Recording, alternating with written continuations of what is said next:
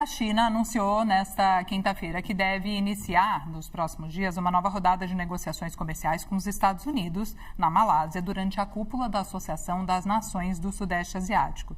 Esse anúncio acontece após vários meses de trégua entre as duas maiores economias mundiais, que voltaram a travar uma nova batalha comercial neste mês, depois que Pequim anunciou um controle maior sobre a exportação de terras raras e tecnologias relacionadas.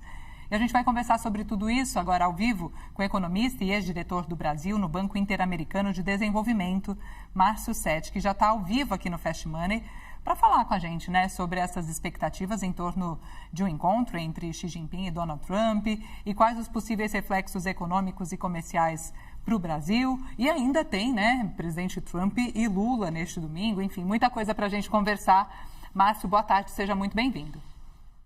Boa tarde a todos. Prazer te receber aqui. Felipe Machado, nosso analista, participa da conversa também, Márcio. Vamos lá, né? O que dá para esperar? Já foram tantas idas e vindas que tá difícil a gente se perder, né? Acompanhar e não se perder nesse noticiário. Me parece que agora a China procurou se municiar melhor de instrumentos de barganha que lhe permitam ter um maior controle da negociação. Esse momento é um momento muito especial porque, de um lado, a China não compra mais um grão de soja norte-americana, causando para o produtor norte-americano um problema duplo que se refere a não ter outro substituto à altura para poder vender aquela soja e, ao mesmo tempo, ter um problema de estocagem. Não há onde estocar tanta quantidade de soja que não foi vendida. Além do que, haveria um terceiro problema, que é o endividamento do produtor rural, que esperava contar com a compra da China. Isso deixa o governo norte-americano bastante vulnerável perante os produtores rurais. Por outro lado, existe também a questão do controle de exportações para terras raras, algo que é questão não apenas para inúmeras indústrias, mas principalmente uma questão de segurança nacional para os Estados Unidos, uma vez que ímãs de terras raras são usados para submarinos, para navios, para aviões, caças militares, e isso deixa os Estados Unidos numa posição bastante vulnerável na negociação. Então, há dois elementos de barganha muito fortes para o governo chinês na próxima negociação que virá. Certo. Felipe, seu ponto agora. Oi, Márcio, boa tarde para você. Márcio, você lembrou bem a questão das terras raras, né? É uma questão que a China está controlando ali, usando todo o seu poder para mexer com essa geopolítica mundial. E do outro lado, os Estados Unidos com os chips de inteligência artificial, né? Eles também proibiram a venda para a China, restringiram ali a exportação para a China. Como é que você acha você acha que esses dois vão ser os elementos básicos dessa conversa entre o Trump e o Xi Jinping? Olha, pode haver ali, e haverá pedidos simultâneos de ambos os lados, não é? Tanto para uma restrição quanto para outra, serem liberados para que os países voltem a ter acesso àquilo que lhes é tão importante. Então, realmente, isso vai ser colocado na mesa de negociação. Agora, um elemento fundamental será um pedido feito pelo governo norte-americano para que a China volte a comprar soja dos Estados Unidos. Isso é algo que é fundamental para o produtor rural norte-americano nesse momento. Então, ambos colocarão na mesa suas demandas, mas eu lembro aqui que há aí, por parte da China também, um interesse nessa liberação por parte dos Estados Unidos dos controles de exportação. A China tem interesse e isso vai ser decidido em conversa de alto nível entre os dois dignitários dos dois países. Certo. E Márcio, bom, historicamente, né, quando duas potências como China e Estados Unidos entram em diálogo ou param de dialogar, tudo isso acaba reverberando muito forte, né, nas cadeias produtivas e em mercados emergentes. Que efeitos diretos, né, essas conversas que estão prestes a acontecer podem ter, então, aqui para o Brasil, especialmente na nossa pauta, né, de exportações? Olha, o grande medo do produtor rural brasileiro é que o retorno das compras da China em relação à produção norte-americana de soja possa tomar mercado da soja brasileira. Na realidade, a China, de maneira alguma, deseja continuar comprando de um único grande produtor, que é o Brasil. Evidentemente, ela aproveitou, o produtor brasileiro aproveitou muito bem essa janela para os embarques, enquanto a China não compra dos Estados Unidos, mas o natural que seja é que haja uma alternância, inclusive entre produção de primeiro semestre e produção de segundo semestre, relacionada às estações do ano, e o fornecimento dos Estados Unidos à China se restabeleça. O medo do produtor brasileiro para as exportações brasileiras seria que a China passasse a comprar ainda mais dos Estados Unidos quando comparado aos volumes anteriores. Se a China retorna às compras apenas nos volumes tradicionais, tudo continua como estava. Quanto à questão de terras raras, é um momento muito especial, porque se os Estados Unidos não encontrarem na China um fornecimento adequado, o Brasil desponta não apenas como fornecedor, mas como um país que pode atrair investimentos norte-americanos para não apenas a extração das terras raras, mas para o processamento dessas terras raras. A China hoje detém a maior parte das reservas mundiais, mas a China detém também a maior capacidade de processamento. A partir do momento que o Brasil tenha não somente extração, mas investimentos para processamento, isso é bom tanto para o Brasil quanto para os Estados Unidos, haver ali um parceiro hemisférico, que é o Brasil, no fornecimento dessas terras raras, e os Estados Unidos podendo contar com esse fornecimento, fazendo investimentos aqui no Brasil. Então, é uma solução de ganha-ganha para os dois lados e reduziria também a dependência norte-americana do fornecimento atual que é feito pela China. Márcio, como é que você vê a questão da Venezuela nessa discussão entre China e Estados Unidos? Os Estados Unidos está ameaçando a Venezuela ali e tal, mas a Venezuela tem bastante negócio com a China. Você acha que tem alguma questão? Temos a outra questão, por exemplo, em Taiwan, também é uma outra questão que pode entrar na discussão. Como é que você vê esses dois problemas para serem resolvidos pelas superpotências? Bom, Venezuela detém maior parte das reservas mundiais de petróleo.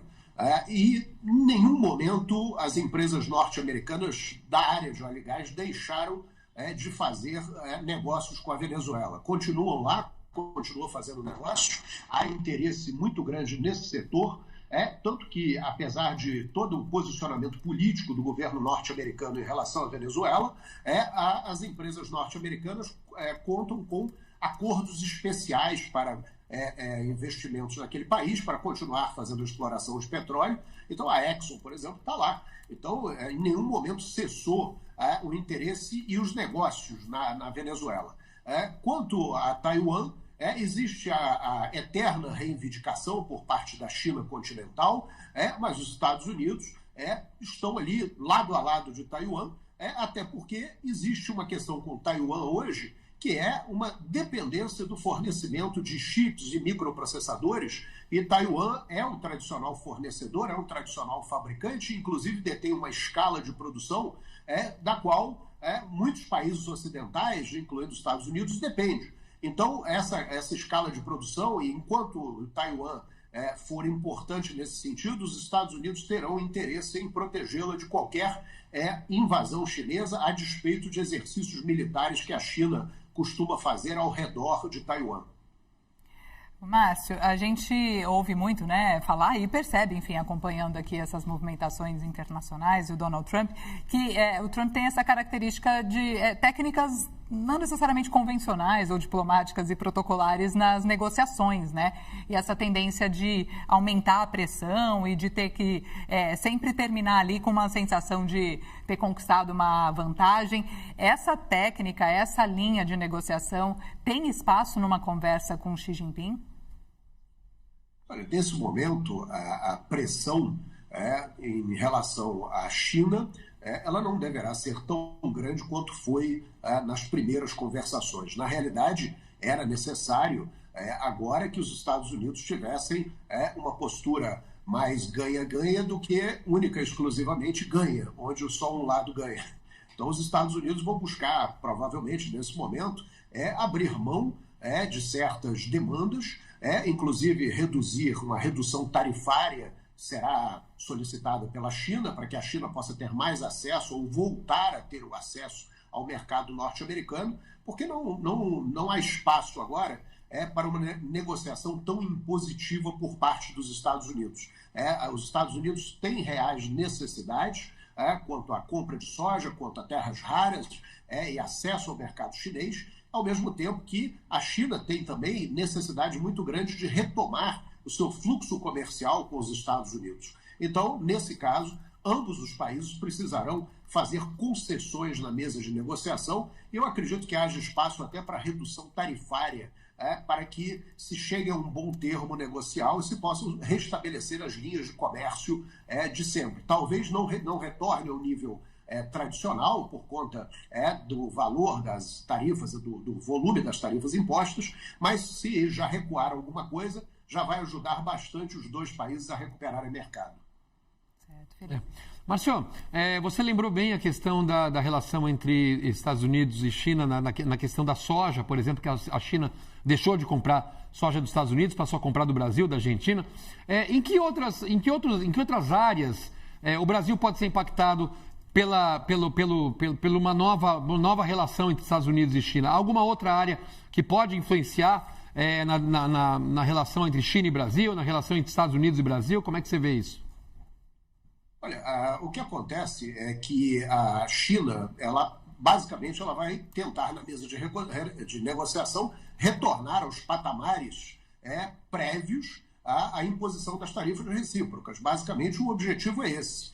Já tinha havido negociação em 2019, já tinha havido retrocesso, já tinha havido processo inflacionário global. A questão é que não dá para ficar do jeito que está, até porque, mantidas as atuais reciprocidades no sentido de dificultar o comércio um do outro, o efeito global, inclusive para o Brasil e outros países, um aumento de inflação que se propaga por todos os mercados do mundo. Por outro lado, o Brasil também precisa ficar de olho, porque o que acontece é que, na medida em que a China perde mercado dentro dos Estados Unidos, a China direcionará seus produtos manufaturados para o Brasil, aumentando as importações no Brasil de manufaturados chineses, a depender do volume, poderá significar uma situação de maior risco, de maior competição para a indústria brasileira, que já vem se arrastando ao longo dos anos, tentando obter resultados mais satisfatórios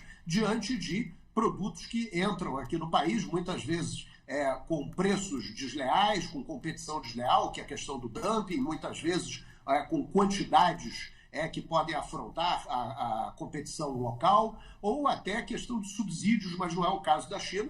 Mas a grande questão é a questão do preço do produto chinês e os volumes de produtos chineses que poderão aumentar nos próximos meses se não houver uma facilitação por parte dos Estados Unidos para que os produtos chineses voltem a entrar no mercado norte-americano. Nesse caso, os produtos serão direcionados para o grande mercado brasileiro e a empresa o setor industrial brasileiro deverá estar preparado para concorrer, para se defender, porque a competição vai ser bastante grande.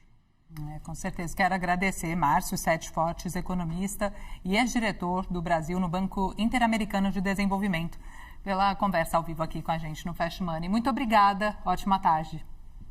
Obrigado a todos.